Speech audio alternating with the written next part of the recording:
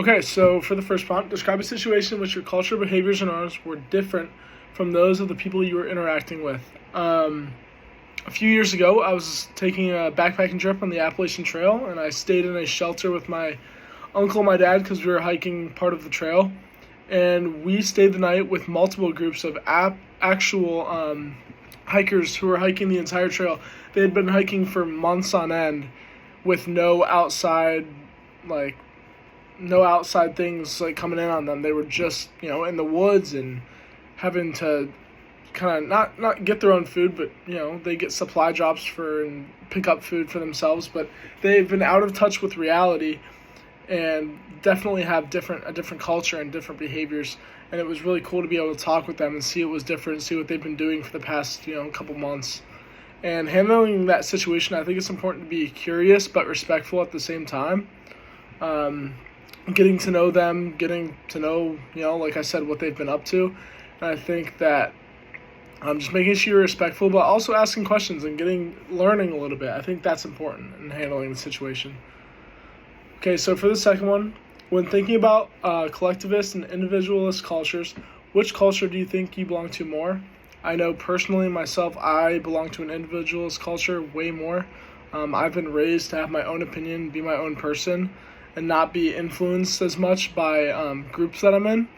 And I think that could arise some conflicts when these two, cultures kind of interact, because having your own personal opinions that are very strong may not be respected when you're having a conversation with someone who's from a collectivist culture who has the opinions of the others that surround them.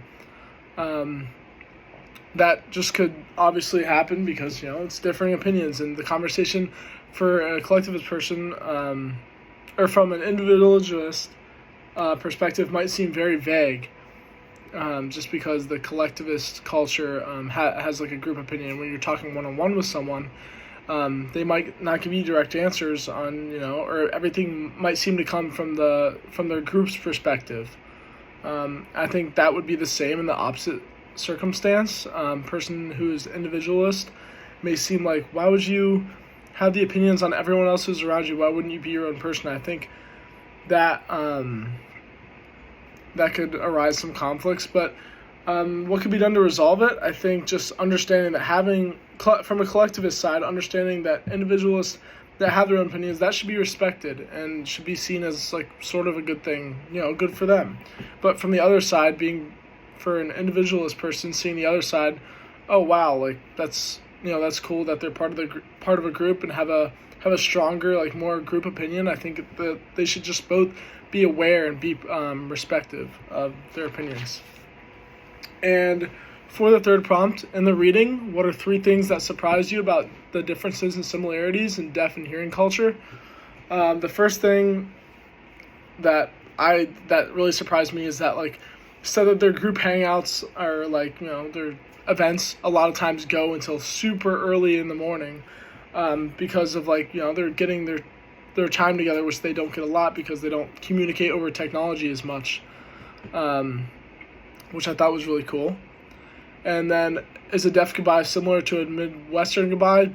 I would say definitely. I've seen this growing up as myself. Like, every time you say goodbye to someone, it's like you're not really saying goodbye. You're just starting another conversation to say goodbye, and that's what the readings kind of explain for deaf culture.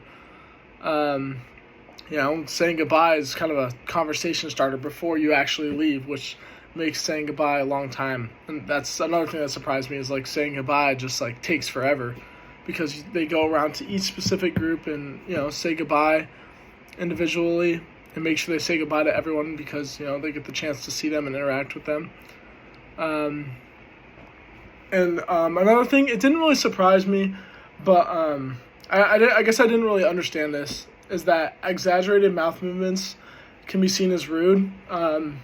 Throughout our class, I've kind of thought that you should try and exaggerate your mouth a little bit while you're signing, and I think that now I kind of understand that you shouldn't overdo it, and you should stick to the typical how you do ASL. You're expressing yourself, but you're not just saying the words with your mouth and really over exaggerating. Yeah, that's about all I have.